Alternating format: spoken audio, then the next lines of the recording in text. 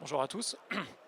Je vous propose qu'on démarre cette session sur les virtual compagnons, sur les virtual compagnons et Dassault Systèmes, dont Florence vous a déjà parlé rapidement ce matin. Donc, comme Florence vous en a parlé ce matin, les virtual compagnons que nous fournissons à nos utilisateurs, en fait, sont vraiment des experts propulsés par l'IA qui vont être capables de raisonner dans un contexte industriel pour assister nos utilisateurs, les guider et orchestrer les actions nécessaires en complète autonomie. En fait, vous avez vu les Industry World Models ce matin. En fait, comment on va prendre nos Industry World Models et les mettre en action au service de nos utilisateurs.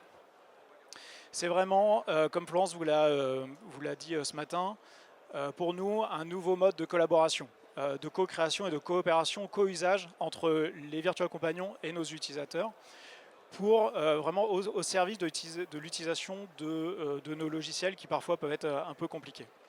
Donc, je vais revenir rapidement sur Aura, Léo et Marie.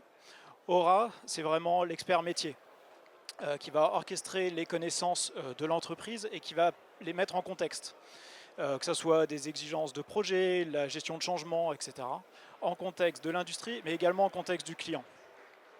Léo, quant à lui, c'est vraiment l'ingénieur qui va apporter son expertise technique, multidisciplinaire, comme vous l'avez vu ce matin et vous allez le revoir dans d'autres démos, que ce soit en mécanique, en structure, cinématique, en simulation, etc. Lui, sa mission, c'est vraiment de simplifier et accélérer l'exploration d'alternatives et la prise de décision par les designers. Marie, quant à elle, c'est vraiment la scientifique de la famille. Elle doit apporter, elle apporte la perspective et la rigueur scientifique au process d'innovation, que ce soit dans les matériaux, la chimie, la formulation. Et elle va aider les équipes à formuler et explorer de nouvelles pistes, de nouvelles hypothèses en contexte réglementaire. Donc ce sont vraiment des experts virtuels qui vont être capables de comprendre votre intention, de raisonner en contexte de votre industrie, de votre entreprise et d'orchestrer les actions nécessaires. Nos virtual compagnons, en fait, ils ont deux différenciateurs majeurs. Un, c'est la capacité de raisonnement industriel, qui repose sur les Industry World Models, je reviendrai dessus après. Le deuxième différenciateur, c'est la personnalité qui leur est propre et qui est différenciatrice. La personnalité, ça peut paraître évident, c'est ce qui est au cœur de ce qui va définir un individu. C'est sa façon de penser, de ressentir, d'agir et en fait la façon dont il va être perçu. Et on pense que nos virtual compagnons en fait doivent posséder leur propre personnalité, leur propre comportement, leur propre langage, leur propre mode de communication pour pouvoir s'adapter justement à l'utilisateur qui est en face d'eux. Pouvoir parler avec le langage de l'industrie, le langage de l'entreprise, le langage du métier. Donc ils vont connaître le jargon de l'entreprise. Et par rapport à ça, ils vont ensuite pouvoir raisonner en contexte d'entreprise. Donc je propose de voir une première démo qui va illustrer ça justement, et vous allez voir au travers de cette démo la même question posée à Aura et Marie, les Which différences de materials comportement. should I use to design this e-foil wing? When choosing a material for an e-foil wing, you'll want something that balances strength, lightness, and resistance to water. Many e-foil wings are made from carbon fiber, since it's strong, lightweight, and performs well in water sports. Fiberglass is... Donc première réponse d'Aura avec des From an connaissances engineering généralistes. perspective, you need to optimize the strength-to-weight ratio and minimize hydrodynamic drag. Carbon fiber composites, particularly unidirectional layups with epoxy resin, are ideal due to their stiffness and fatigue resistance while remaining lightweight. The alternative, fiberglass reinforced... From a material science standpoint, the critical factors are density, modulus of elasticity, and resistance to water-induced degradation. Carbon fiber reinforced polymers offer a density of 1.6 grams per cubic centimeter with tensile... Donc là, vous voyez bien, au travers de cette démonstration, la différence de comportement, de réponse, entre que vous soyez un acheteur, par exemple dans le cas d'Aura, qui va vous répondre avec des informations générales sur les matériaux. Vous êtes un designer, ensuite il va pouvoir vous donner vraiment les différences de caractéristiques physiques des matériaux. Et ensuite, en tant que scientifique, là, Marie va vous aider à sélectionner le meilleur matériau par rapport à l'usage en eau de mer, etc. Plusieurs fondamentaux définissent nos compagnons. L'interaction personnalisée, vous venez de le voir. La sensibilité au contexte, c'est-à-dire l'influence des interactions par rapport au rôle de l'utilisateur, l'application qu'il est en train d'utiliser, le jumeau virtuel sur lequel il est en train de travailler, l'historique des échanges, le contexte et l'industrie de l'entreprise, etc. Et c'est la vidéo que vous avez en haut à droite, par exemple, où on demande à Léo d'assembler deux pièces différentes, une fois dans une application de design mécanique et une deuxième fois de design composite. Et évidemment, il va adapter la proposition par rapport aux besoins de l'utilisateur. Les compétences de nos compagnons évoluent dans le temps au fur et à mesure que des nouveaux rôles et des nouvelles applications sont disponibles dans la plateforme de votre entreprise et que les rôles sont donnés aux utilisateurs. Nos compagnons vont capitaliser et apprendre en continu, ce qui va permettre une amélioration constante et une compréhension en fait, aussi de l'utilisateur et du contexte de l'entreprise. On va pouvoir inférer ce sur quoi vous travaillez, votre façon de travailler, les méthodes de travail. Ils sont évidemment multimodaux, on peut interagir avec eux par texte ou par voix, mais surtout partager avec eux l'ensemble des documents qu'on peut retrouver dans une entreprise, que ce soit des textes, des documents PDF, etc., mais également des diagrammes, des croquis et de la 3D. Le raisonnement, on en a parlé, je reviendrai après dessus, et surtout, un point qui est clé pour nous, c'est, et Mathieu Feuillet en a parlé ce matin également, c'est la transparence et la confiance. Transparence des connaissances. On fournit l'origine claire des sources et des références qui sont utilisées par nos virtual compagnons pour vous répondre. Et on assure la traçabilité de l'IP. Transparence du savoir-faire. Donc on fournit la visibilité complète et auditable de l'ensemble des agents qui sont mis en œuvre pour répondre. On protège l'intégrité de nos compagnons, des agents et des modèles. Et surtout, on enforce la gouvernance de l'ensemble de la plateforme agentique. On capture le contexte d'exécution des compagnons, des agents, de façon complètement traçable, isolable et auditable. Je propose maintenant de voir Aura Léomari en action avec 3 exemples. Je vais démarrer avec Aura Project Management. Ici, le but, c'est de redonner du pouvoir au chef de projet. Morgane en a parlé ce matin, gestion de projet aujourd'hui, généralement ça se passe en dehors des outils de gestion de projet. On traite ça avec des Excel, on est obligé de faire des meetings en physique ou en virtuel pour aligner les équipes, négocier la mise à disposition des ressources, les priorités, etc. Maintenant, avec Aura, que devient l'activité? On va démarrer d'un fichier Excel, par exemple, ce fichier, le fichier que vous utilisez aujourd'hui pour gérer vos projets, et on va simplement le donner à Aura. Aura on importe le fichier, et Aura va analyser le fichier. Va comprendre qu'il s'agit de données projet à l'intérieur de ce fichier. De ce fichier, Aura va générer automatiquement le jumeau virtuel du projet. Dans quelques instants. Qui est la représentation, complète, fidèle et immédiatement exploitable de votre projet. On peut imaginer que c'est un projet que vous avez exporté d'une autre solution au travers d'un fichier Excel que vous allez réimporter. Et ce jumeau virtuel du projet est immédiatement exploitable. Et Aura, en fait, qui est proactif, va suggérer la première étape, qui est la synthèse du projet et générer le rapport d'exécution que vous venez de voir. Aura va être capable de fournir le statut complet du projet, l'avancement par rapport aux tâches, les tâches en retard, les tâches non assignées, les jalons, les risques, etc. Tout est visible sans réunion et sans consolidation manuelle. Et de façon autonome, comme vous voyez au fur et à mesure, en fait, Aura va vous permettre d'identifier les tâches qui ne sont pas encore assignées et va vous proposer de résoudre le problème. Va mesurer les impacts, va proposer par rapport aux ressources disponibles dans la plateforme les bonnes personnes disponibles pour la bonne tâche. Ensuite, on va passer à l'identification du chemin critique, sur lequel, pareil, de la même façon, Aura va pouvoir proposer des solutions. Ce qu'il faut retenir, en fait, c'est que là, du coup, on redonne du pouvoir au chef de projet, mais surtout, on va permettre d'embarquer n'importe quel acteur nouveau dans ce projet, qui, en simple quelques prompts et quelques interactions avec Aura, va comprendre le contexte du projet, où il en est, quels sont ses risques, quelles sont les prochaines étapes, et quelles sont ses priorités à lui dans le cadre de ce projet. Deuxième exemple, Léo Mechanical Engineering. Donc là, l'idée, c'est de comment on va transformer les intentions de design et les exigences produits en solutions qui vont être naturellement manufacturables et hautement performantes. Ce qu'il faut savoir, par exemple, quand vous regardez le dessin de la vidéo de gauche, c'est qu'en fait, dans de nombreux cas, chez de nombreux clients, en fait, les designers en fait, sont obligés de reconcevoir, refabriquer une pièce dont ils n'ont ni le jumeau virtuel, ni l'historique, que ce soit d'un point de vue 3D, même d'usage. Et en fait, ils vont partir d'un scan 3D qu'ils vont importer, d'un plan, de modèles morts, en fait, sans historique, sans détail de conception. En fait, c'est comme si vous partiez d'un PDF, et à partir du PDF, il faut reconstruire tout le Word et toute la spécification du document. Et donc en fait, pour être capable de faire ça, il faut savoir à quoi sert la pièce. Il faut comprendre son contexte. C'est pas juste redessiner une géométrie. Si on redessine juste la géométrie, on est quasiment sûr que la pièce, vous ne serez pas capable de la fabriquer ou qu'elle ne correspondra pas physiquement à l'objectif. Donc c'est un process qui est long, manuel, et en fait il faut savoir également que si vous donnez la même pièce à redesigner à 2 designers, vous n'aurez pas le même résultat. Ça va dépendre de l'expertise métier du designer. Donc maintenant, grâce à Léo,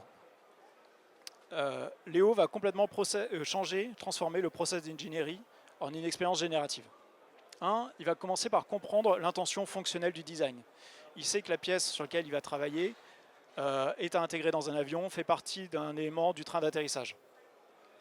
Donc il comprend l'intention fonctionnelle du design, son usage, ses contraintes, et il va être capable de régénérer les spécifications en contexte de ce twin complet en fait.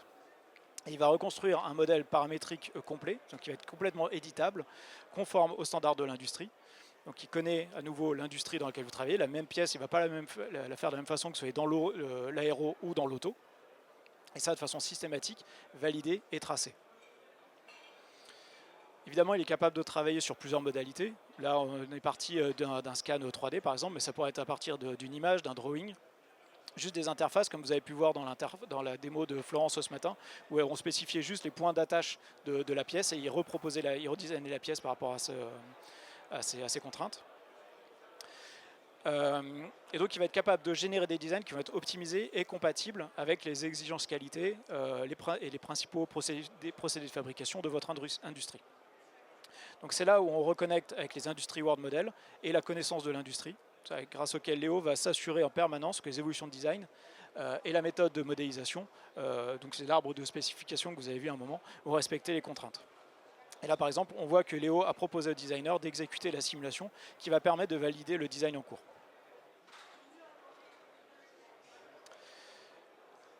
Dernier exemple avec Marie. Donc Marie Laboratory Science. Là, le problème à résoudre, en fait, c'est qu'il faut savoir que les scientifiques aujourd'hui passent en fait seulement 20% de leur temps à faire de l'expérimentation. 80% du temps, c'est de la tâche administrative, c'est la préparation des expériences, la documentation, la planification, trouver les bons équipements de laboratoire, rechercher les données, faire les rapports, etc. Donc comment inverser ces 20% et en faire 80% de vraies recherches. Donc là, Starting Marie, from the dans notre virtual exemple, twin of an va assister le experiment, scientifique dans la Marie can assist planification the d'une scientist in étude. planning Alors a dans un study cas to ici improve a qu'on a préparé mozzarella avec un cheese client, c'est formulation. pour améliorer la recette de la Marie mozzarella. quickly identifies the objective of the Donc, scientific Marie work to be done. identifie l'objectif des travaux The system de visually recherche flags the experiment to make et it clear where Marie va lui proposer une contributed, and the description audit history d'expérimentation also logs when que Marie has l'utilisateur made va pouvoir, changes to the le scientifique va content. pouvoir... Based on preferred Ah. ingredients, available materials inventory, equipment available. C'est bon, voilà. Donc le scientifique va pouvoir utiliser la proposition d'expérience proposée par Marie ou évidemment la modifier. Marie a généré cette expérience en s'appuyant sur l'historique des données expérimentales, les ingrédients privilégiés, les stocks de matières premières, les équipements disponibles au laboratoire, etc. Évidemment, tout ce qui est proposé par Marie fait partie des traces d'audit qui sont d'une nécessité réglementaire dans le cas de la bio, qui capturent l'ensemble des modifications apportées par le Virtual Compagnon. Au laboratoire, le scientifique va exécuter son protocole de recherche de façon classique. Par contre, dès que les recherches de test sont disponibles, Marie va pouvoir les analyser et proposer l'interprétation.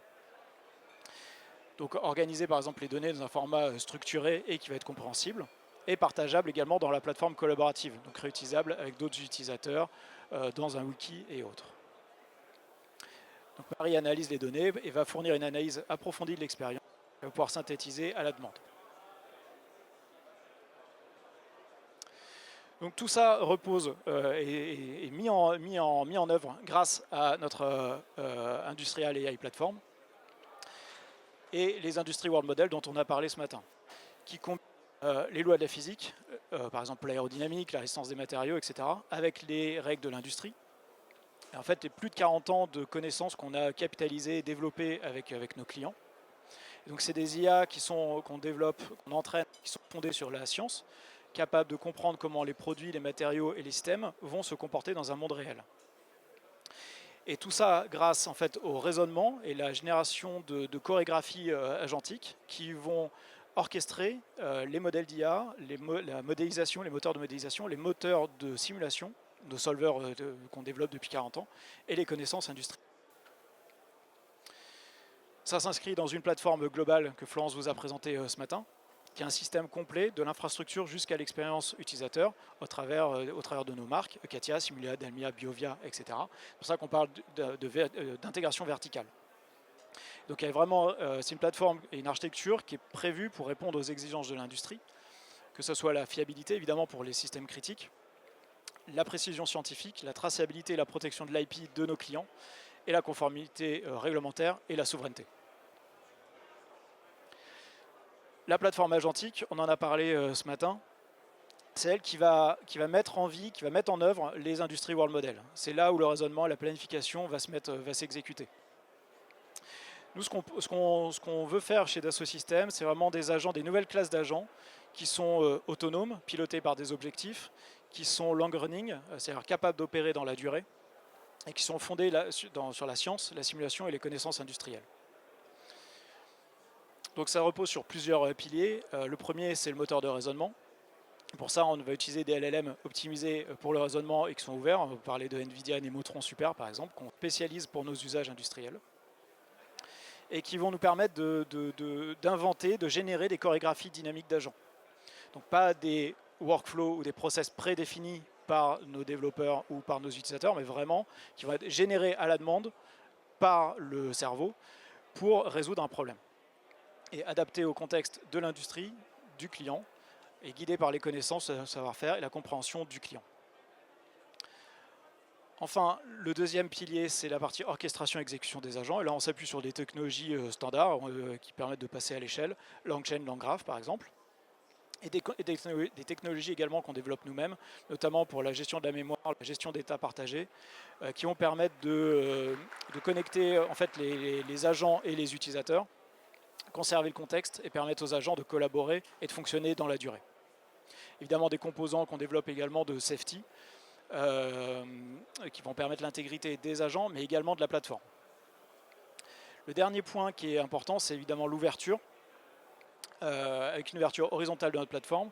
C'est-à-dire qu'on s'appuie à la fois, on intègre les modèles d'IA de nos clients, que ce soit les modèles Frontier d'OpenAI, Anthropic ou de Google, mais également d'autres modèles pour répondre à des problématiques technologiques particulières, réglementaires ou de souveraineté. Et également des standards et des protocoles du monde agentique, MCP, agent to agent, qui vont nous permettre en fait, de faire tomber les barrières et de nous intégrer avec les systèmes industriels. C'est le but de cette démo, par exemple. Donc là, imaginons que pendant quelques minutes que je sois technico-commercial chez un fabricant d'équipements industriels, utilisateur de la plateforme, et que je dois configurer un devis pour un client, par exemple Colas ou Bouygues Construction ou autre, pour une commande de pelleteuse. J'ai besoin d'informations qui vont venir de plusieurs systèmes, le CRM, le RP ainsi que le web. Et là, ce que vous voyez, c'est que Aura orchestre ces données de façon complètement transparente grâce à MCP et agent to agent, et va aller chercher dans le RP les commandes précédentes de mon client, les devis précédents, les opportunités en cours, etc.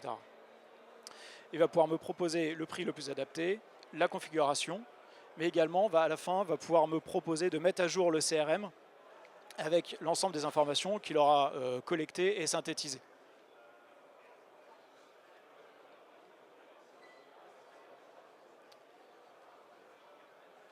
Voilà. En conclusion, donc, Florence vous en a parlé ce matin, notre transformation de l'architecture de la Trade Experience Platform de SaaS vers Agent as a Service, c'est une réalité aujourd'hui, c'est disponible, c'est ce qui s'exécute aujourd'hui chez nos clients, notamment les clients SaaS sur Outscale, qui motorise nos virtual compagnons, Oral et Omari, avec aujourd'hui déjà plus d'une vingtaine, trentaine même de compétences qu'on met à jour régulièrement et qui sont en cours de validation ou de déploiement chez nos clients industriels principaux. Voilà. Est-ce que vous avez des questions ?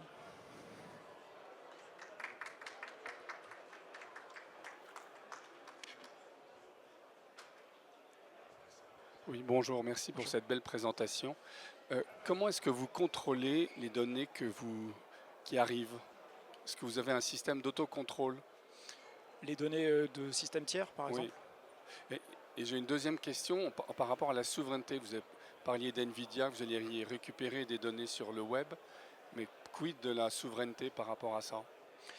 Alors, en fait, on a une technologie, plusieurs composants technologiques qu'on appelle IPLM, qui vont nous permettre en fait d'identifier les données, soit qu'on va partager, mais également qu'on va inclure dans la plateforme. Et on va capturer la traçabilité, le lineage et l'audit complète de l'utilisation de ces données. Donc à chaque fois qu'on va aller ingérer de la donnée ou qu'on va nous pousser de la donnée depuis l'extérieur, ça va rentrer dans ces traces et qu'on va révéler à nos utilisateurs. C'est-à-dire qu'à tout moment, l'utilisateur est au courant que la synthèse d'Aura ou de Léo, par exemple, a tenu compte de données internes de la plateforme, de données de l'entreprise venant du CRM, de l'ERP, peu importe, ou du web. Ouais, est-ce que ça répond à votre question? Pardon, j'ai pas... Oui, mais pour des données, pour un groupe confidentiel, le client peut vous dire « je ne veux pas qu'on aille attaquer tel ou tel site ». Oui, bien sûr, tout à fait. Tout à fait.